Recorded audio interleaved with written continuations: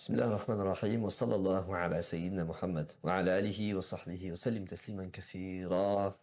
We are on the eve of the 9th day, the day that is called يوم عرفة, the day of الوقوف بعرفة, when the pilgrims who are on the spot will literally stop the movement, will land in a place that the Quran calls Arafat. فإذا أفضتم من عرفات فاذكروا الله عند المشعر الحرام. In the verse indeed that follows the verse where Allah tells us وتزودوا فإن خير الزاد التقوى. So to load up on provisions, that the best provision is the taqwa. It's at-taqwa. Right after he tells us فإذا أفضتم من عرفات فاذكروا الله عند المشعر الحرام. So Arafah, from the root Arafa, which indicates the notion of knowledge. So of course, we're going to say that in these first level senses, it's going to be about using these senses, the 5 senses, to know an object of knowledge. Sense, therefore touch, sight, hearing, taste and smell in particular. And to understand this notion, we must try to see our 5 senses as senses, ultimately as hollows. Hollows, and they are, all our senses are hollows. These are hollows that will be filled by something. And it is this something that will effectively make it possible to pass, let's say, from the physical dimension, from the dimension of the world of symbols, to the metaphysical, spiritual, existential dimension, that is to say, to the symbolic. And in the root Arafah, we have the notion of experimenting, the experience that will literally imprint on us the knowledge, that is to say, a mental representation, a mental image of the thing we want to know. Arafah is a cousin of Rafa'ah, of the notion of elevation. That's why Allah, when He talks to us about Arafat, He's talking about Arafat, so about a place that is ultimately loaded, that is filled with mounds. So, places where we will rise. For this day, it is a matter of rising in the knowledge of God, of rising in the knowledge of Allah.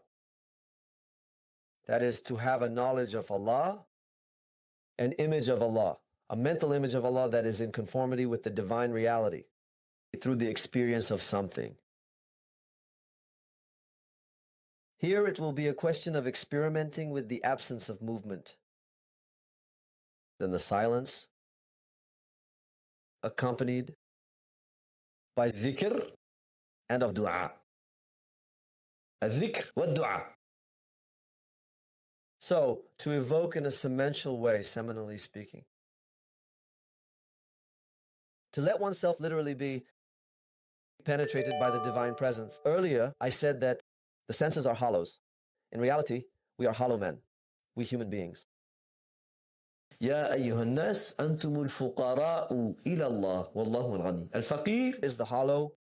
Al-fuqara is the plural of faqir, which means not the person who is poor, that is who has no material possessions. No, initially faqir comes from faqara, which means hollow. We are hollow beings, that is to say, we are beings of need.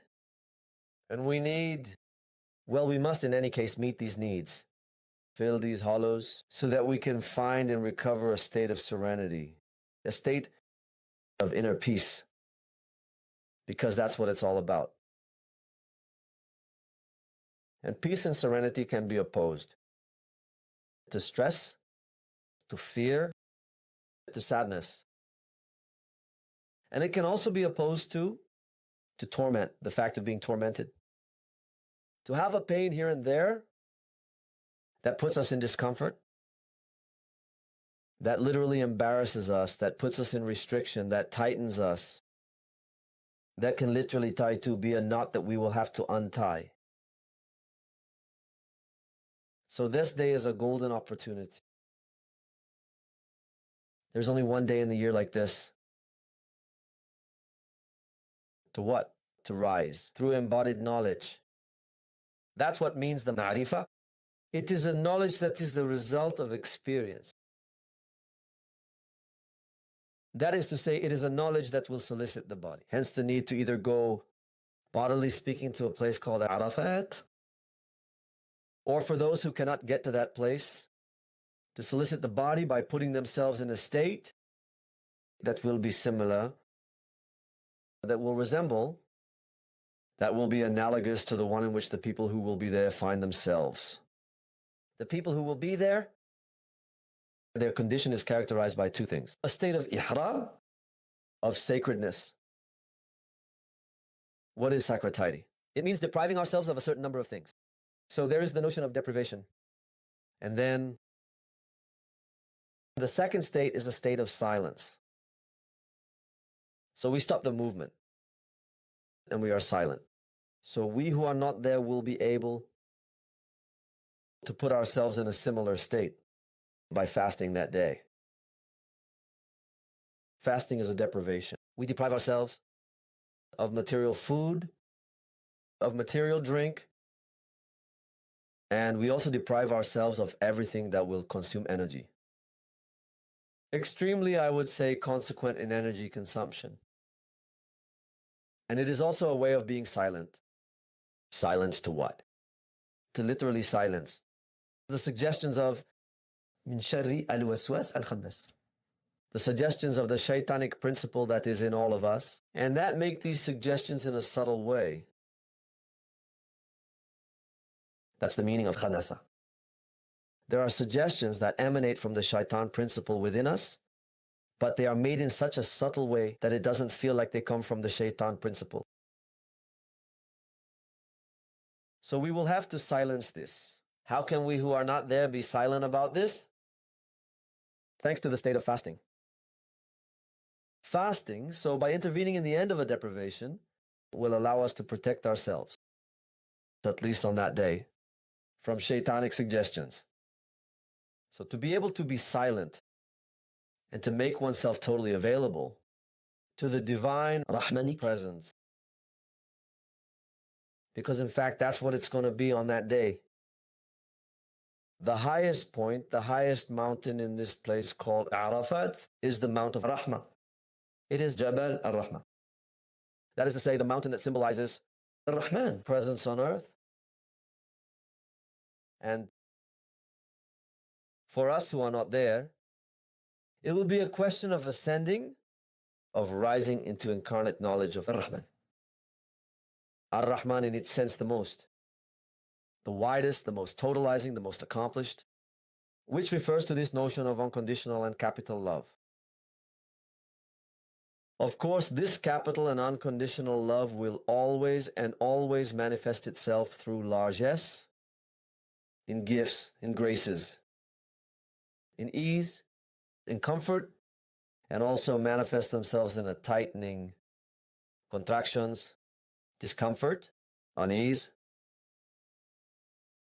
diminishment, deprivation, etc., etc. Always with a positive function of rediscovering and recovering precisely this love, being deprived of it, in order to create the ardent desire to find it again.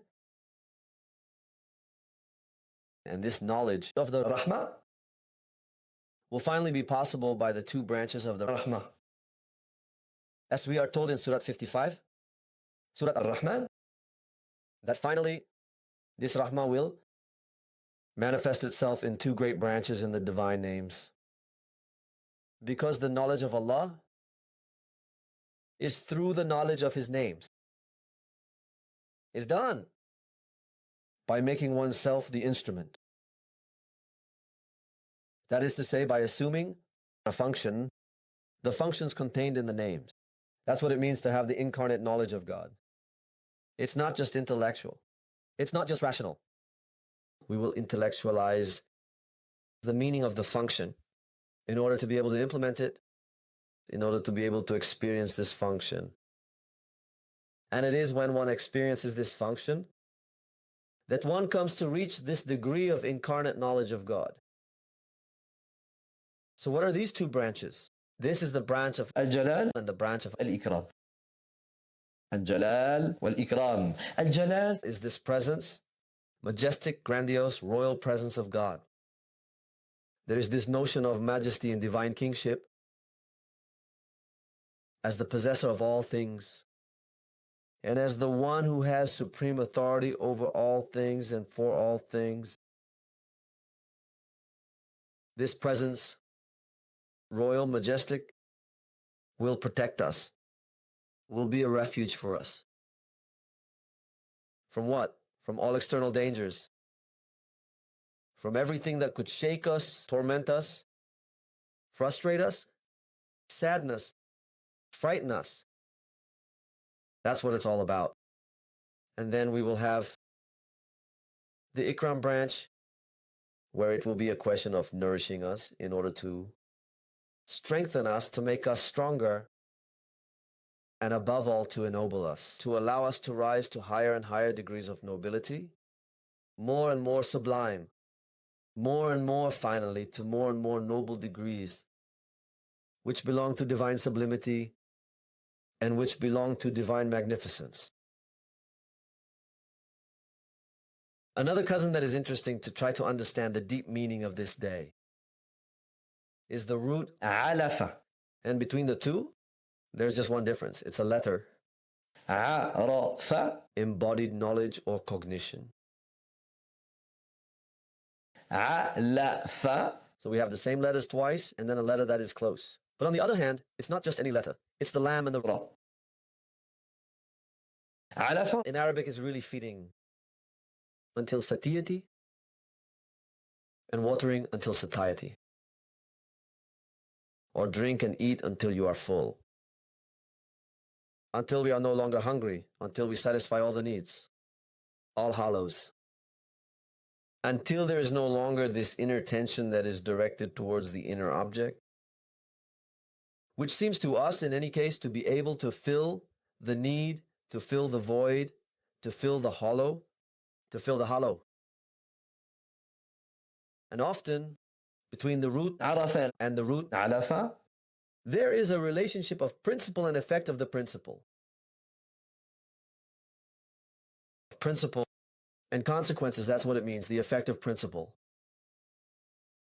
So if Alafa, in fact, is to feed, then it is to fill one's hollows, in terms of food and in terms of drink. Arafa would be the involvement, the consequence. It's that the person is what? Is full. The person is fulfilled. The person is contented. The person no longer has this inner tension that is directed by something that seems to him to be able to fill his hollows. So it does give this notion of what? Of cognition, of knowledge, of image that is incarnated because experienced in his body. Experienced in his body. Well, here, it will really be a question on that day. By the presence of Rahman, which is going to be dense, dense, dense, dense. Which is going to be so dense. That is to say, this presence will really occupy in a heavy and consistent way all the space and all the time. That is to say, from sunrise to sunset. And it is this dense presence of the divine that will literally imprint on us, that will leave a trace, an imprint, a mark that will allow us effectively to stay and live with this brand, this imprint in us. It is an imprint of love. It's a trace of unconditional love. Once again, unconditional love. We can talk about it in a rational way. You can talk about it for a lot of hours.